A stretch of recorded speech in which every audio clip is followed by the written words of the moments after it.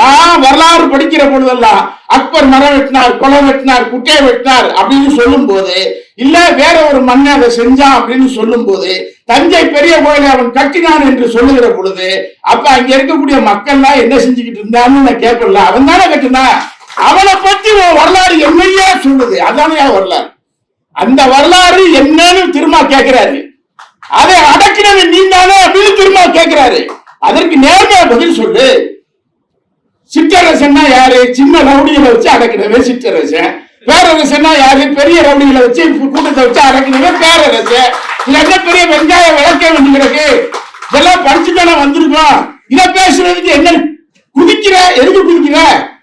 ஏன் குதிக்கிறேன்னு கேக்குறேன் சார். மன்னர்களை போட்டு பதம் பார்க்கணுங்க சார். மன்னர்களை ரெண்டே விஷயத்துக்காக சார் மக்கள் நினைக்காங்க சார். மன்னர்களை ரெண்டே விஷயத்துக்காக மக்கள் நினைவு கூறுறாங்க, அரசு நினைவு கூர்ந்து மறந்துறாங்க. ரெண்டே விஷயம் தான். ஒண்ணு, அவர்கள் நீர்நிலைகளை உருவாக்கினார்கள், அணைகளை கட்டினார்கள், குளங்களை தோண்டினார்கள், கம்மாய்களை தோண்டினார்கள், கால்வாய்களை தோண்டினார்கள், நீர்நிலைகளை உருவாக்கினார்கள். அது இன்றைக்கும் என்ன செய்யுது? பயன்படுது.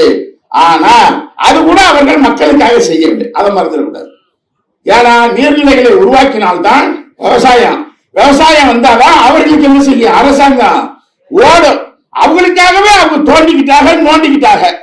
அதை நம்ம யூஸ் பண்ணிக்கலாம். அவ்வளவுதான் மேட்ரு. சரி, ரெண்டு, கலை பொக்கிஷம். கோவில் என்பது கலை பொக்கிஷம். அந்த கலை பொக்கிஷத்தை உருவாக்கினார்கள் மன்னர்கள் அப்படிங்கிற அடிப்படையில் நினைவு கூறப்படுகிறார்கள். கரெக்டா? இந்த ரெண்டு தான் சார்.